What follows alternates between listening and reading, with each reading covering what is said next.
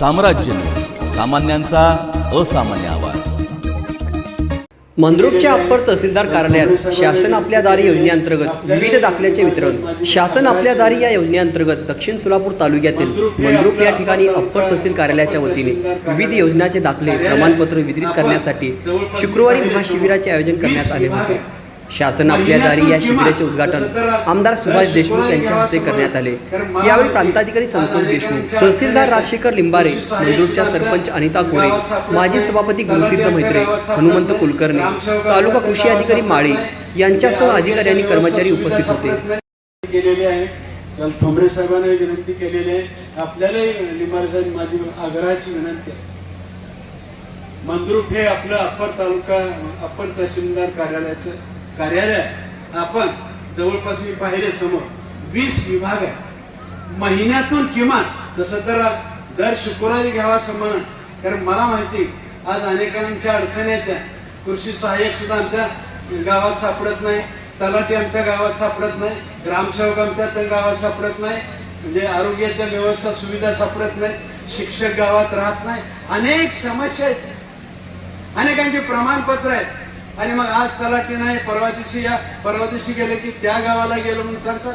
अशा अनेक अडचणी.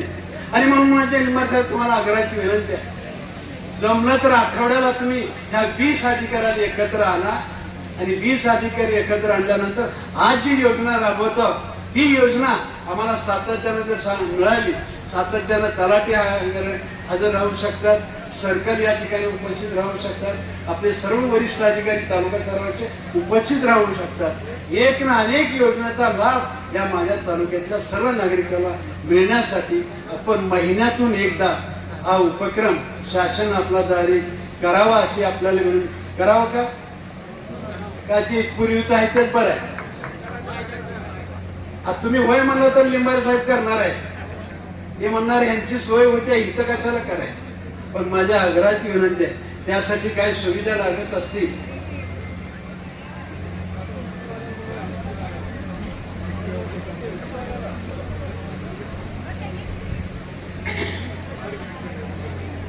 लिंबारे साहेब परत आग्रह आहे की महाराष्ट्रात सुद्धा मॉडेल करू आपण. म्हणजे महाराष्ट्रात कुठेच असलं शासन आपल्या दारी दर महिन्याला होत नाही, पण या ठिकाणी होत आहे. त्यासाठी लागणारी साधन सामग्री आज मला खात्री आहे की बहुतेक संगणक वगैरे आणलेले असतील, बाहेर कुठून तर उसनेपासने आणलेले असतील, असं एक माझा अंदाज आहे. बरोबर ना? जर संगणकासाठी जर पैसे लागत असतील तर आपण त्याच्या आमदार निधीतून घेऊ, पण माझ्या या सर्व नागरिकांची सोय दर महिन्यातून याचा इथं करा. अशी शाळा आपली जिल्हा परिषदेचीच आहे, एक दिवस सुट्टी करू नका, पण निदान शाळेची गैरसोय होणार नाही याची आपण काळजी घेऊ. पण कुठे तर काय होणार, ह्या गोष्टी करणं अत्यंत गरजेचं आहे. खालनं चिठ्ठी सुद्धा इथे आहे, तिथल्या अधिकाऱ्याला ताकीद द्या, आपल्या मुख्यालयाला उपस्थित राहण्याची ताकीद द्या म्हणते. ग्रामसेवकांनी आपल्या घरी म्हणजे जिथं आपलं मुख्यालय असेल तिथं राहावं, शिक्षकांनी आपल्या जिथं मुख्यालय असेल तिथं राहावं, आरोग्य अधिकारी असतील त्यांनी त्यांच्या मुख्यालयाच्या ठिकाणी राहावं, अशी चिठ्ठी आलेली आहे. मला असं वाटतंय हे संकेत चांगले नाही. अधिकारी वर्गाला माझी आग्रहाची विनंती आहे की आपल्याला शासन सेवा करण्यासाठी पैसे देते आणि ती सेवा आपल्या हातून प्रामाणिकपणे व्हावी आणि या सामान्य नागरिकाला न्याय मिळावा अशी भूमिका या तालुक्यातल्या प्रत्येक नागरिकाची आहे आणि ते तुम्ही पाळा. आणि पुढील काळामध्ये कोणाची तक्रार येऊ नये. आमच्या गावाला महिनाभर झालं तलाठीने, अशी किती गाव आहेत महिनाभर झालं तलाठी आल्यानं, वडापूरच्या आहेत दबक्या आवाजात हात वर करतात. मला माहिती आहे हात वर करणाऱ्याला उत्तरच मिळणार नाही म्हणून हात वर करत नाही, बरोबर ना? ही सुडाची भावना कोणत्याही शासकीय अधिकाऱ्याच्या मनामध्ये येऊ नये. हात वर करतात त्यांच्या सर्वांच्या वतीनं त्यांच्या भावना व्यक्त करतात. राशन दुकानावरती धान्य मिळतंय का?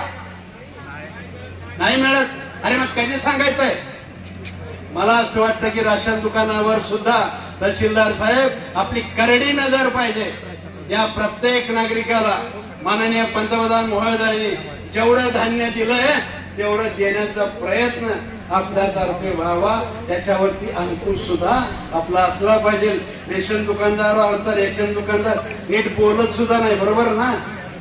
अरे मराठीत सांगा की नन्नग कन्नड बरंगिಲ್ಲ, मराठीत सांगा ना, मी म्हणतोय ते. रेशन काम मिळतं का? नाही.